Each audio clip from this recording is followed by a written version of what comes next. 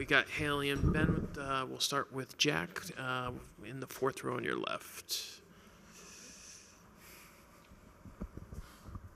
Hey, Andrew, what happened with Evan Phillips? Evan came out of the game Sunday and just wasn't rebounding the way that he was hoping. He tightened up some after that inning. Said, hey, I can go back out. Doc and Mark Pryor in that moment were like, hey, this doesn't make sense right now. Each day's gotten better, but not to the point where, obviously, first and foremost, we're not going to put him in harm's way. And there's enough ambiguity around it. It's not clear. And the way the Major League Injury Replacement Rule is written, we wouldn't be able to replace him in that it was something that was pre-existing. And so just balancing and weighing all of that, this was a decision we came to. How big of a blow to the bullpen is that for this series? Yeah, obviously Evan's been a huge part of the success we've had in the bullpen. Getting Alex Vesia back and Bruiser obviously is really big for our pen. We've got a lot of talent down there. Even more than the talent of Evan, just the amount that he has poured into this, and it's hard for him not to be a part of this. And I know he's going to do everything he can with the guys in the pen to get them ready. But obviously it's really disappointing. But all of us are focused on the guys that we've added back, the guys we have down there, and the impact they can have. And just to clarify, you couldn't take him off because it's something he's been dealing with before this series? Correct. We'll go to Kirsten up front here. Just quickly on Evan, yesterday when he spoke to the media, he was feeling pretty hopeful that he could be on this roster. Was it something that when he came in today, or just a conversation? No. Again, I wish there was a clear answer in this. There's not. And it's one of those things that until he really ramps it up and at any kind of intensity, we're not going to know.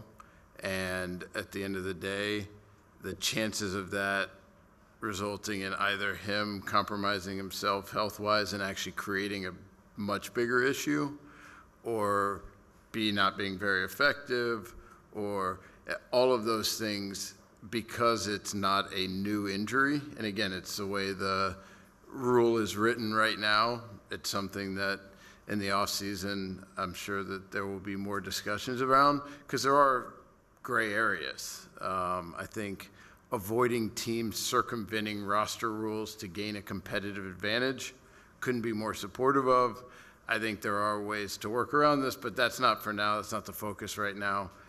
For us, it's about winning 4 games. You guys have talked about just the goals you put in this year. First, it was to win the NL West. Now that you've done that, you're now in the biggest goal you all had to win the World Series. Just what does it mean to you, the hardships that this team has gone through, the adversity this year, to now finally, and how hard you all have worked to be in this position?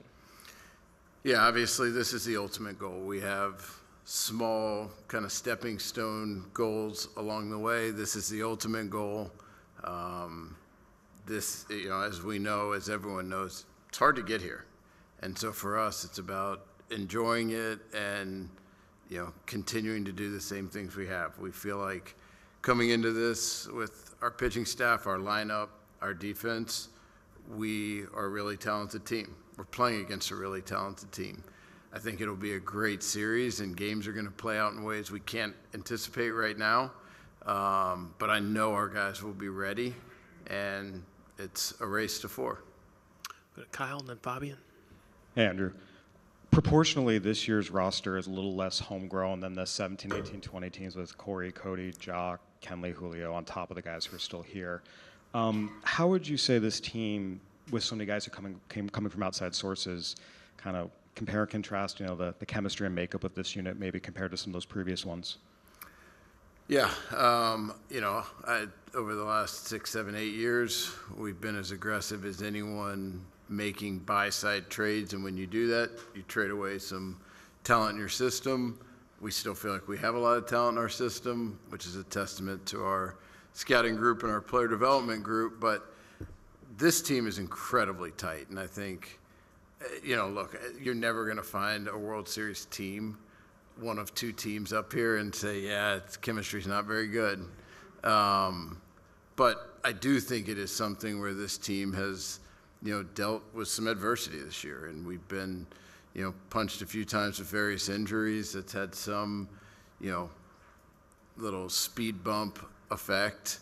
But the way these guys have embraced the young guys that have come on, created an environment for them to thrive. We've thrown some guys in some spots in the playoffs that even 2 months ago, I would have said you were crazy if we were in that position. But just the way the veteran players have embraced this and welcomed different young new players and helped create that environment, I think is a meaningful part of why we're sitting here. Go to Fabian, then Ron.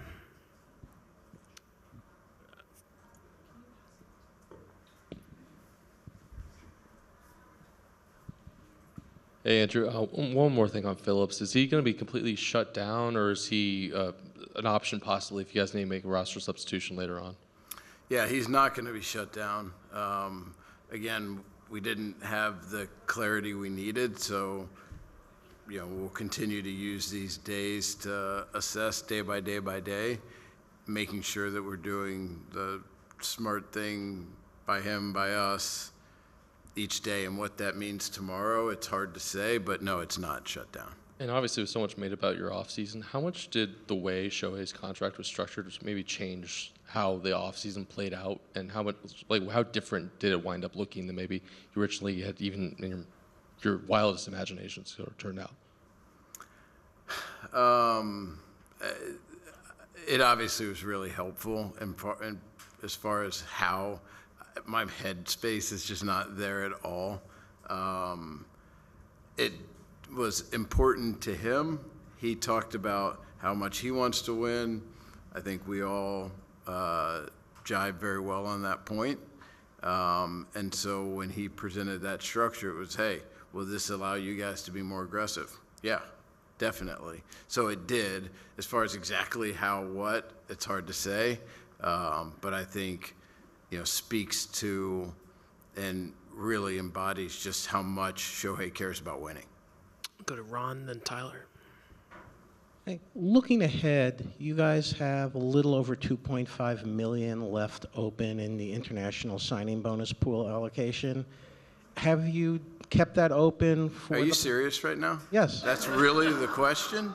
Well, Interesting. we hear from a lot of other GMs wondering. This is the World Series, Ron. This is outrageous.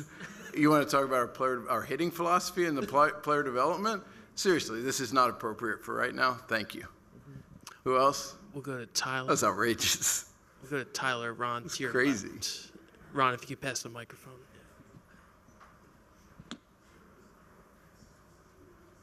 Yeah, Andrew.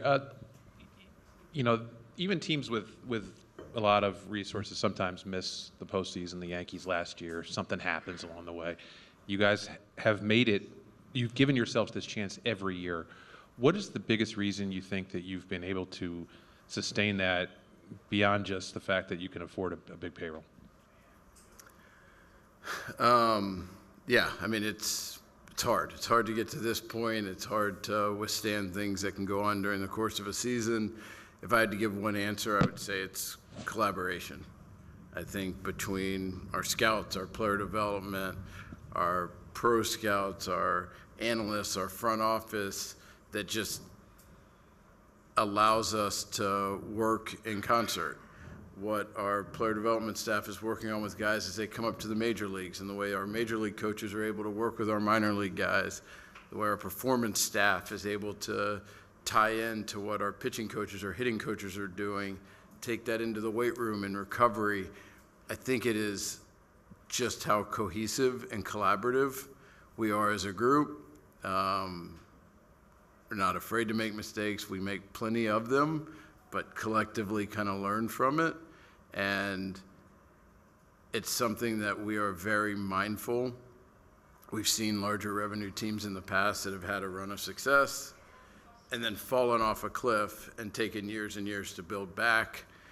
We have worked very hard at the art of how to kind of balance the now and the future to put us in position to, have a chance to win a World Series every year. That's our goal, and that is our focus, obviously, right now and each year. And I think it's just how cohesive all the various departments and people are together that's enabled that or helped in that.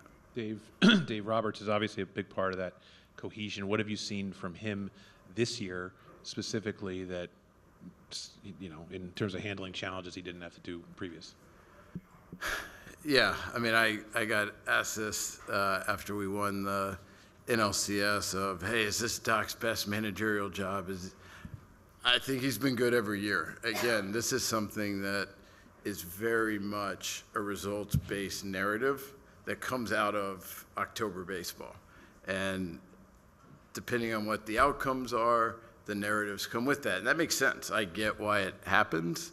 But he could have handled something really well, and our players, something happened where we just didn't execute. We didn't perform. Something happened that I don't necessarily think it was a decision-making point. I think he's been extremely consistent with his optimism, with the energy he brings, with how good of a job he does of putting our players in positions to succeed. Those are the big picture points, and I think he's really good at that, and I think he's been really good at that. Do a couple last ones before Doc gets here. Zach on your right, Andrew. Zach Brazil, New York Post. Was Shohei pitching in the playoffs ever something you thought was a possibility, or was it just kind of a non-starter and nothing that ever was close to something you guys really thought could happen? No, I mean, I would say it was not anything close, just with the timing of his surgery, with where we knew he would be kind of rehab-wise. It was never something that was really taken into account. I think the big thing for us was figuring out, because absent the baseball calendar and what's happening and us playing in October, that would have been the time in his rehab progression to start on live BPs, kind of like January for healthy pitchers who are getting ready for spring training. And so the question was, okay, as we're playing these intense games, do we layer that part on right now? Do we wait? Was much more the question than him actually pitching in these games.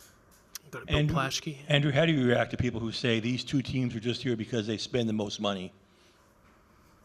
I mean, I don't get caught up in that very much. Payrolls don't decide the standings.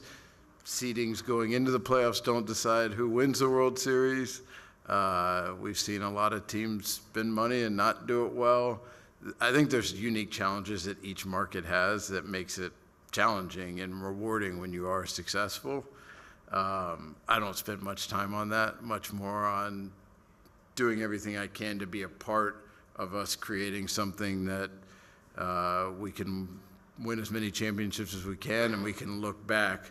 I said this, my ultimate kind of big picture goal is that when we are done, that we're able to look back and say, that was the golden era of Dodger baseball. And that is an incredibly high bar to even say that. That's where my focus is. Thank you. Go to Eric right next to you, Bill. Andrew, with Bruiser Gratterall added, was that a rough call at all, given just how much time he's missed the last 4 weeks? No, I mean, he's healthy. He's been building back up. He's faced hitters. He's up to 97. He's bounced back well. Stuff's in a good place. No. Given his history, I'm sure that factored into it. But just all he's went through this year, how would you sort of describe how he's doing now? I guess compared to earlier. Yeah, I mean, he was ecstatic, over the moon to be on the roster. He's worked really hard to try to get back. And obviously this year to date has not gone the way any of us would have liked.